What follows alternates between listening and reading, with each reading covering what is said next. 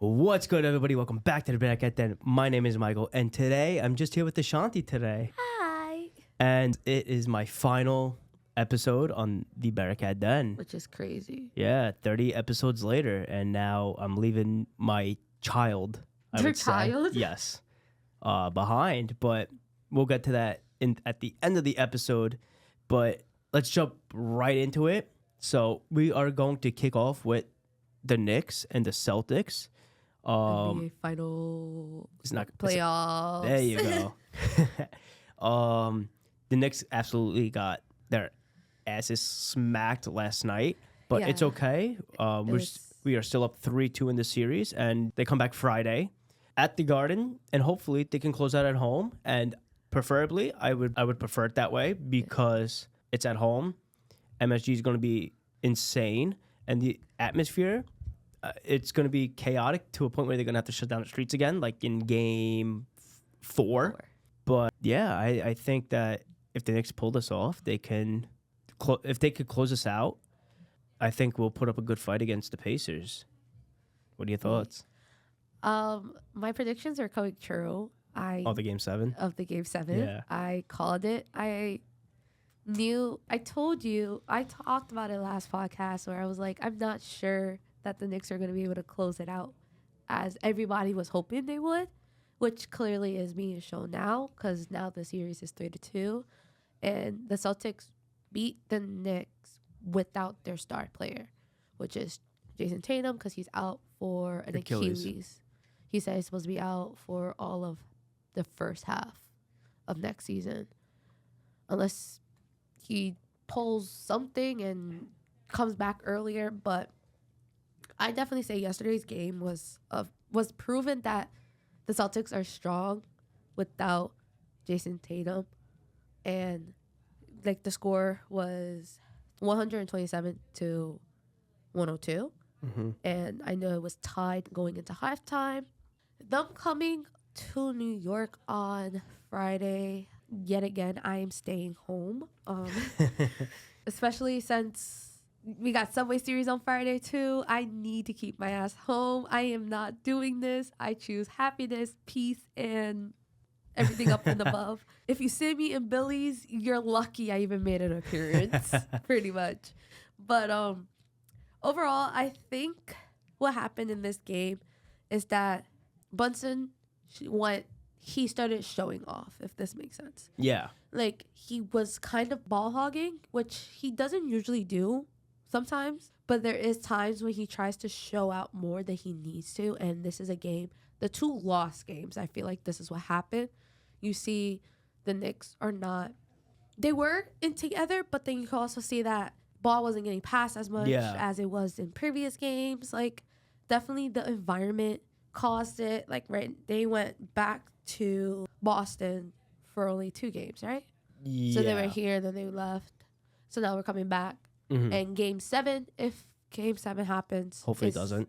Gonna be in New York, which is crazy. Yeah. It'll be in Boston. No. 2 games in New York. Game 6 is gonna be here. Yeah, game 7 is in. Game 7 will be here. It's 2-2. They were away for 2 games. They were home for 2 games. Away for 2 games. No, they started off in Boston for 2. They came back here for 2. They went back for Boston. They come here for game 6, game 7's in Boston because they're the highest seed. Oh, you see, I thought they would have just been 2 games here because of how it's been going so far. No. But I definitely do see this going to game 7. Yeah. I am not surprised of outcomes. I'm not surprised of scores because I definitely did see this coming. Even though everybody was saying I was a hater, I wasn't a hater, guys. I just thought realistically. But what do you think? Do you think that going into game 6, do you think the Knicks are going to do anything different? Or you think that it's going to come down to almost what happened last night's game where they were kind of together, but they weren't the Knicks that been in this playoffs? So, like, I do think a big factor with Tatum going down, unfortunately, obviously, like, as a sports fan, you hate to see players go down due to injury, especially, like, ACLs and Achilles. It was a non-contact injury, too, so it was crazy. Like, those season-ending injuries and possibly career-changing injuries, we hate to see that. But I do think that the Knicks need to play together, like what you said before. They need to spread the ball out more.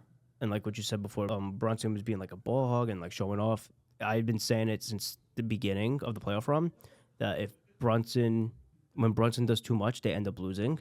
And like what you said, their 2 losses that they had, they ended up losing. So it just proves a point that playing together as a team works a lot more, because look at Boston. They lost their best player on the team, and they came together, played together, and they ended up beating the Knicks by 25. And I do think that the Knicks do win at home. They should win at home. And if they don't, then I do think the Knicks lose the series, in my opinion. You're not the only person I've heard talked about that. Yeah. And I feel like it's the perfect moment. Knicks in 6, Knicks at home, celebrate at home, and just play together. And when you play together, you end up winning ball games. And that was clearly proven. I definitely first thought when Tatum was on the floor, I'm like, what the hell happened? Like, there was no contact. Like, I was like, are you exaggerating or did you trip? Until you see, like, what actually happened. And, like, he's on the floor. Like, I'm guessing New York teams are getting injured, because I know for a fact Yankees had an injury, Mets had an injury, and the Knicks had an injury. All at the same time. No, that's crazy. Close to each other. I think it was I didn't even realize that. days apart or something like that. Yeah. I did not notice. Yeah. So we will talk about what happened over there. But yes, but I would definitely say that you're not the first person I heard say that if the Knicks don't win at home, series is gone. Also, if I'm correct, I think the Boston Celtics is doing the unthinkable, because they are the first team to come back from 2-0, 3-0. Because, like, I don't think a team's ever come back from 3-0, I want to say. I don't think so, but, like, it's 3-2 right now. Yeah, I think, like, the Celtics are, like, making some type of, like... A fight, maybe playoff history. Don't quote me on that, maybe. Because as my time watching basketball, I never seen a team come back from 3-1.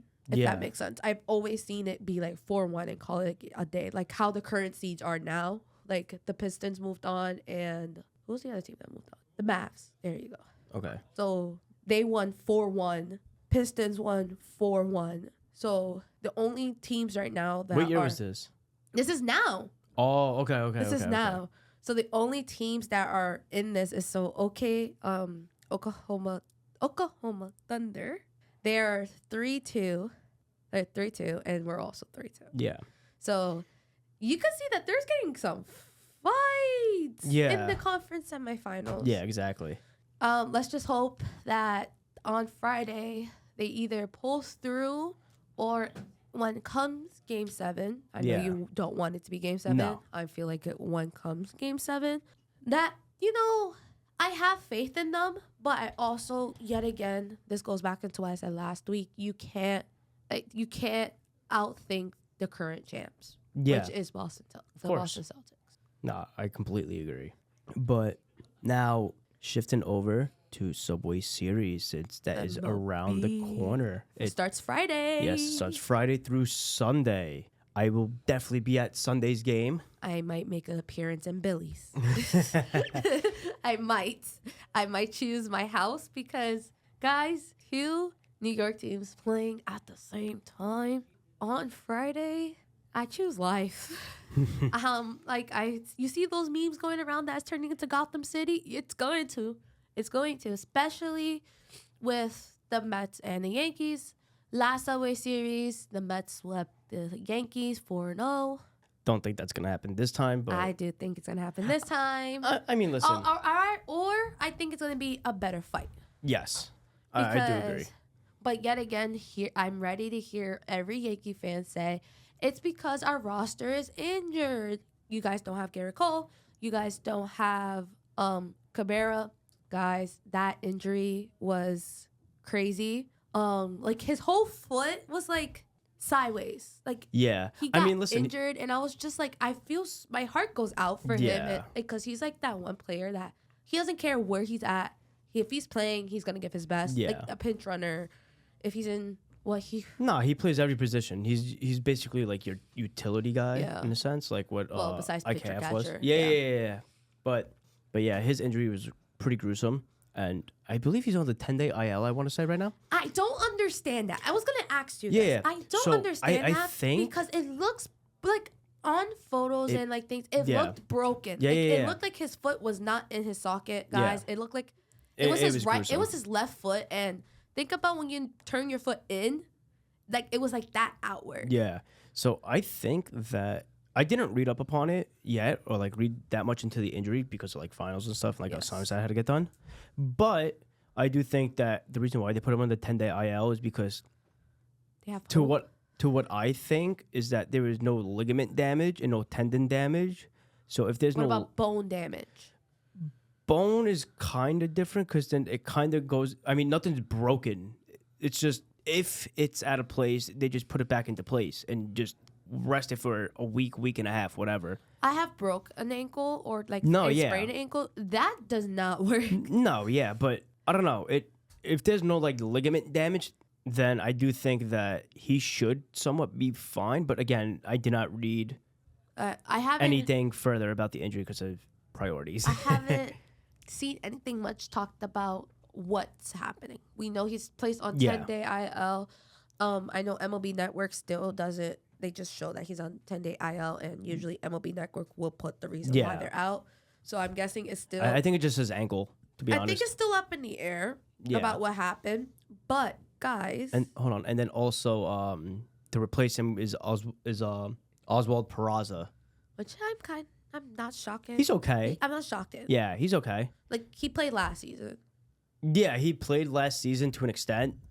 And LeMay, who made his return, and he's out from... No. So LeMay was hurt originally. Oh, I'm talking about now. I know he's... Oh, no. He made his... I'm not sure he's back. Yeah. No, he is back, but okay. I'm not sure if it was his season debut or if they're just easing him into the sense of making him a substitute for right now. Like an extra... Like an extra hitter is what I'm saying. So a sub, a DH yeah. situation? Or like pinch hitter? Because I know Goldschmidt yesterday was a pinch hitter. Yes. I think... Okay, so if Goldschmidt was pinch hitting, then LeMay started. Okay, yeah. That solidifies that. Yeah, there you go. Yeah. See, guys, I'm not a Yankees fan, but since the Yankees were playing late, it kind of came into advantage when the Mets game was finished. Yeah. So, I had another thing to watch. So for the Subway Series, Game 1, it's going to be McGill versus Rodon. McGill is on fire. Game 2 is going to be Canning and Clark Schmidt. Ooh. And then Game 3... I'm surprised Holmes is not. ...is going to be Peterson and Fried. I'm surprised Holmes is not one in there because he's been starting and he's been doing really well starting. I mean, he's probably pitching today. There's no games today. Oh, there isn't? Okay. There's no games today due to Subway Series because both teams are traveling. Okay. So Mets are here, but now the Yankees are traveling back. So there's no games today. Okay. Because I know Sang is pitching on Monday. Because Senga... Clay Holmes is pitching Tuesday. Yeah, because Senga just pitched. Not yesterday, was on Tuesday, if I'm correct. He pitched Tuesday or Wednesday. No, he pitched Tuesday. Yeah. Wednesday, I believe, was Holmes. I believe. Don't quote me, guys. And honestly, that's kind of big for the Yankees, to be honest, because the two best pitchers aren't pitching right now. Don't underestimate my boys. No, listen, I'm not underestimating them at all, but I'm just saying, like, that's kind of a plus for the Yankees in a sense. Have you saw what Paul Skeens said about the Mets? Like, after he pitched? What? He said, oh, my God. So, guys, I was so surprised. I know you don't keep up with the Mets. I was so surprised because Paul Skeens is probably hands down one of the best pitchers right now in MLB. Yeah. And we were hitting him to a really good, decent amount when I really thought that, knowing that we're still kind of in these slumps, our starting three and has not changed is Lindor, Soto, Alonso. That's been our top three. And he even says that their slumps is not a slump. Yeah. Like, Soto has been doing really well getting on base recently. I will still say he's not he's not fully Soto potential yet. Like, he's not there where he's usually at. But this is Soto's first time returning back to Yankee Stadium in the Mets uniform. Yeah. I was fortunate. I was I would say I was fortunate enough. I was fortunate enough to go to the Mets and Cubs game when they won by 1, and he was texting me, guys. Yep, when the Cubs beat the Mets. Oh, I was having by a great 1. time. Nah, but seeing him in like a Met jersey for the first time, it was so weird. I haven't seen him in person yet. Nah, it looks so weird. I'm telling you. I haven't seen it in person yet, but I do watch a lot. I do watch all their games. But I must say, Lindor's walk-up songs, he has two now. They hit. He has 2 now. He has it alternates between the two. It goes to My Girls and Ain't No Mountain High Enough. Yes. Those are the 2. Yes. And I'm kind of surprised. I feel like he brought Ain't No Mountain High Enough because he does have a son. Yeah. So he's like, I can't just only have My Girl now. I mean, listen, I think this is like the first time I remember, from what I remember, first time I recalling that a player has 2 walk-up songs instead of 1. Soto has 1 too. He has 2 of them? He has 2. For the Mets? Yeah, he doesn't play them as much as like Lindor No. I mean like back to back. Yeah, no, he does. Like, I've heard it on TV in the before. Same game? In the same game. I hear it on TV before. Is that like a Mets thing? Because he never had that with the Yankees. I think it is. Don't quote me. I think it is probably a Mets thing. I remember last season Soto changed his song to Soto Shuffle. He doesn't have the Soto Shuffle. No. I know. But what I'm saying is that when that song came out, that was his. He changed it to that. Yeah. He went back to New York State of Mind. He went back to He then went back there. Surprisingly. No, I thought he has Bad Bunny right now. Yeah, he does. I was about to say he has Bad Bunny right now. No, he has Bad Bunny right now. Yeah, but he had New York City State of Mind. Before he went to Bad Bunny, because now Bad Bunny's latest album he name dropped him, so of course. But wait, hold up. Let me bring up the pictures. So Tyler McGill and Carlos Rodon. May I say Carlos Rodon is not peak Carlos Rodon yet. He's not. He's like, because his stats. So McGill has 3.10 ERA and Rodon has a 3.29. Yeah, they play almost the same amount. Yeah. I mean, I do feel like that. He's not, I don't know, he's not the same way he was before. Like he was since his injury. Yeah. Heavily since his injury. I mean, he did have the down season, and then after that, he did show up and show out a little bit, and I do feel like that. I think he's still a good pitcher for what it is. He is a great pitcher. But like the thing is that I do feel like he could be better. He's not the way he used to be. Yeah. Like I mean, listen, he wowed me more before, and now when I see him and when I watch the Yankees games, I'm just like, wow, what happened to you? Nah, yeah. Like, but this pitching matchup is gonna be good. I know Tyler McGee has been doing really well. I will say our whole bullpen right now has been fantastic. Okay. And so I don't know how the Yankees has been. I know when I have watched the Yankees bullpen, it's walks and a lot of not errors, but a lot of walks and hits that are happening. Like, obviously hits, guys. Like this that's how you get on base. Yeah, I was about to say but like no, you don't I'm kick saying the ball. No, I'm not saying kick the ball, but there's not a lot of strikeouts on. Yes. The Yankees bullpen as much as the Mets have been. I mean, the only... Because I know the Mets have had consistently, I think 8. A pitcher has at least 8. Every pitcher has 8 strikeouts a game. I mean, I think the only 2 consistent pitchers who consistently get strikeouts is Fried, and we know that. Yes. And Cortez has kind of been stepping up as of late, but earlier on in the season, he really hasn't. Yeah. Because I remember seeing a stat the other day that, or it was last week, he has 27 strikeouts in. Oh, I got you right now. Since he was starting, I think. Not starting. Season? No, in the last few games. Well, right now, looking at his stats, he has 33 hits, 67 Rodon? strikeouts, yes. Okay. 20 walks and 8 home runs. McGill is 34 hits, 52 strikeouts, 17 walks, only allowing 3 home runs. So I think this whole season, and it's only been 40 something games, maybe. Yeah, going to 40. I think that the biggest thing is the errors, and I think that does affect the ERA. But yes, errors does affect ERA. Walks affect ERA. So it's infield. Yeah. The infield fly doesn't affect anymore. Errors do. Do. But the thing is that I don't think that it's his pitching. I think it's more of his the mistakes and the errors that happen in the field. You get what I'm saying? Yeah. So I think he should be pretty fine. I think so. Yeah. I feel like it's going to be a good pitching matchup, and also it comes down to see how these lineups are going to do against each other. Yeah. And like who's playing and stuff. I could tell you our lineup has not changed for the past 6-7 games. Only 6 and 7 has switched, and that depends who we have as catcher. Because Francisco Alvarez is not fully catching every game like he used to. No, yeah. It's been switching, and that's fine. It's fine, and I love our other catcher. Like he's been Torres has been doing amazing. You're welcome.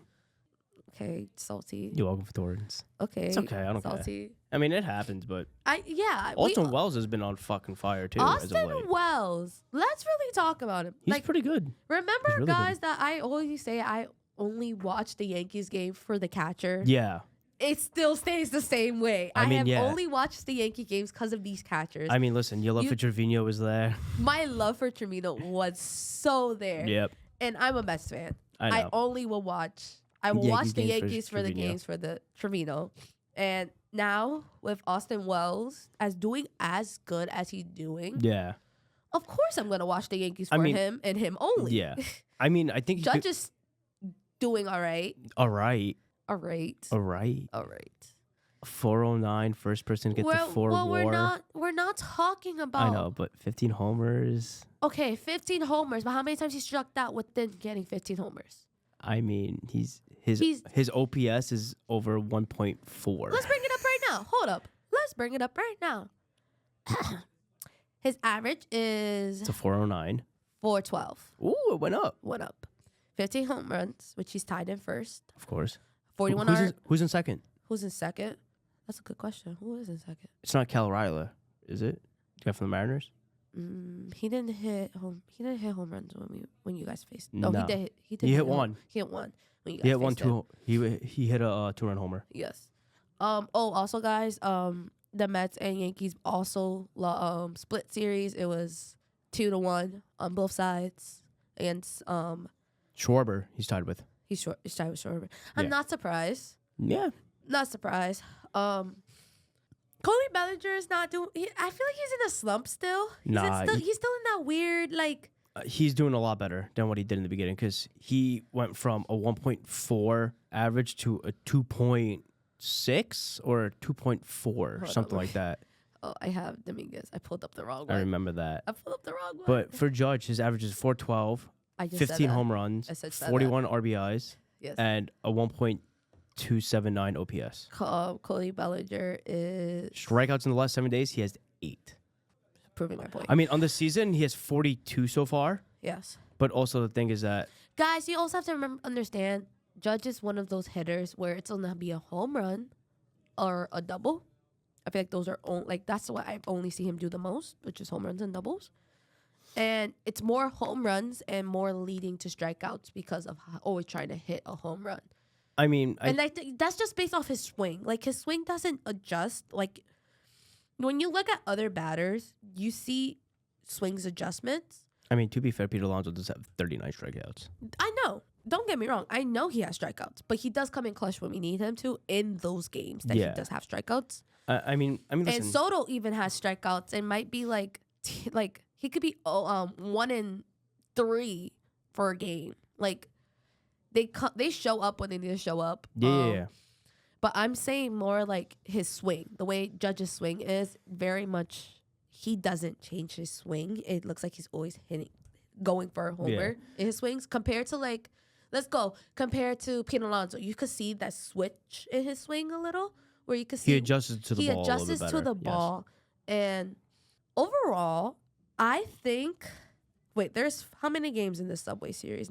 There's 3, and then there's 3 at City, right? Or is it 2 at City? I think it's 3 and 3. 3 and 3, so 6 games. Yeah, 6. By the way, I just realized the Yankees have the 4th highest average too for hitters. We're what, 3? It's Goldschmidt. We're 3? No, like in the MLB. Oh wait, hold up. Let me bring this up. Wait, Goldschmidt is a 346. I did not realize how high that was. Alonso is 10, No, Lindor is 10. Yeah. Juan Soto is 5th. Pete Alonso is 4th. Freddie Freeman is 3rd. I low-key feel like... Wait, for what? Oh, batting stats? By average? Hitting power rankers. No. I have by average. Oh, you have by average? Yeah, sure. So wait, is it different over there? Alonso's 15th. Lindor is 24th. I'm not surprised. Soto is not even cracking top 50 right now. Okay, well, based off of 5 hours ago. Oh, sorry, he is 87. Okay, yeah, but based off 5 hours ago by the hitters power rankings. You know who's tied at 90th? Who? Ben Rice. Who's 90th? Yes. Soto is 87th, but that's a two-way tie between Flores from the Giants. And then Ben Rice is tied with Andrew McCutchen. And it's legit a 1 point difference. That's not bad. Well, according 5 hours ago to MLB, Francisco Lindor is 10th, Juan Soto's 5th, Pete Alonso's 4th. For what, average? This is just going hitter power rankings. You're going power ranking hitters. This is power rankings. I'm seeing them. Judge is 1, obviously, but 4 is Pete Alonso, 5 is Soto, and 10th is Lindor, which is technically our 1 to 3. Yeah, which is our 1 to 3, and I am loving it over here. What you were saying before with the strikeouts for Judge. Yeah. Judge is number 50. Really? On the list. Yes, he is with 42. Oh, okay. Strikeouts. The highest is 61 from Colorado. Okay, let's be honest. It's Colorado. No, I know, but I'm pretty impressed considering everything. Alonso's 39 is ranked 57th. Period. Lindor's at 110 with 33. Goldschmidt is 136 with 30. Soto is also ranked at 130, tied at 136 with 30, along with Nimmo. Yes. But I'm pretty impressed because normally Judge probably normally has around 50 around this time. Yeah. Around that ballpark. Because I feel like he has to swing for the fence because pitchers are too afraid to pitch to him. I don't know why. I think he wants to send one. Yes. But he's, like I said. I feel like he's trying to also break that record he set. I think it would just come naturally, if anything. It doesn't have to be forced. You don't think so? No. Because the thing is that now they're actually starting to pitch to him. And he's not just the home run hitter now. He's also the base hitter too. Along with Goldschmidt. And Goldschmidt has been doing amazing. A lot better than I expected. A lot better than I expected. Because I remember Goldschmidt always had some type of troubles in his hitting. Yeah. So he's doing really well. I also fear on the Mets side, they're 1 through 4. Yeah. It's crazy. Yeah. And I feel sorry for... I say this all the time, too. I feel so sorry for the point of, pitchers. Because, 1 through 4, you're going to get one of those dudes, either strikeout or on base. No. Which has been happening so far. So, so far, Lindor has been hitting, gets on base. Soto strikes out. Pete Alonso gets on base. Yeah. It's it's 1-2 punch. But you got 4 guys, so. Well, no, 4. I know our roster hasn't really changed much. Also, this is rivalry weekend. Yeah. Because it's Boston, Atlanta. Yeah. Which is, I believe, Chris Sale's first time playing back in Boston since he left. Yeah. Kershaw is making his MLB season debut. Okay. I forgot he was injured. Okay. Paul Skeens versus Bryce Harper for the first time. But, Mike, how do you feel? About what? Your last episode. Oh, damn. When I pitched this to our editor-in-chief, Maya, I wouldn't think that, I don't know. It's kind of bittersweet. It's a bittersweet moment. It should be. Yeah, because you started this. Yeah. It is, as the founder, first director, first host, it's been a ride, yes, I must say. From recording in our supply closet.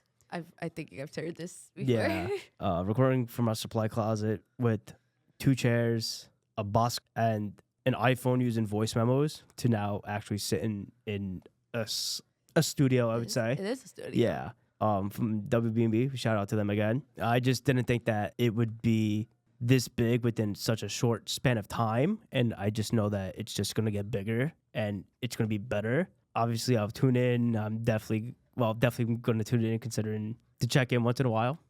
You should tune in, and if you're not one of our I will. Our weekly listeners, I will be calling you. Yeah, I know you would. I will be calling. Why you're not supporting us? I just want to thank Maya for allowing me to start this and make my position with Ticker. That's the first thank you. And then our former multimedia editor, Melanie, for giving me a chance on this as well. Also, I would like to thank Monique, who's my first ever co-host. And then also Victoria, because honestly, without Victoria, this podcast probably just went straight into the ground. With just Mike by himself? Yeah. Because she stepped up when I needed her most. And she came in clutch in moments and times. We had our fun together recording. And I would say she's a big part of this in the sense of continuing. And then also shout out to Alyssa, because without... Yeah. Shout out to Alyssa, because without her, we would not have any of our episodes edited. I would literally text her like 10 o'clock at night, like, hey, can you edit it, when we needed an editor. Without her, this podcast would not exist at all. I know she was busy with a bunch of other shit. Everything that she has done contributed, like laughing with our rants, our arguments. Yeah, our arguments, our conversations and stuff like that. And then finally, my successor, Ashanti.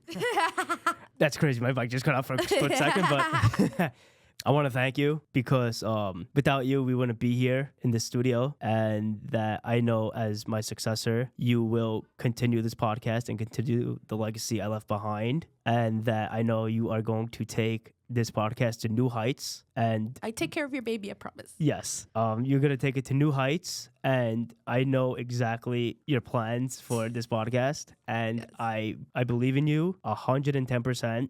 Aww. And I am happy to say you would be the director of the Bearcat Den from going forward. Yeah. Starting next semester. And again, without you, that we wouldn't be in the studio to begin with. I feel like you guys would have made it, but it took longer. I don't think so. You don't think so? No. But I'm going to miss our bullshit conversations. Oh my God, I'm going to miss our balloon fights. Yes, we did have a balloon fight. Just talking sports every day, to seeing, like, talking sports in the media suite, talking sports in here, even just like other shit about life too. Yeah. I'm really going to miss it. And I'm very grateful and appreciative of you. And I do think that you will make the right decisions and the right choices, the right coverages. And I know that one day I'm going to see you on SNY. And I'm very proud of you. Aww. Genuinely. Thank you. And with that, that's a wrap for this week's episode of the Bearcat Den. Michael signing out one last time. Take care, and congratulations to the class of 2025. See ya.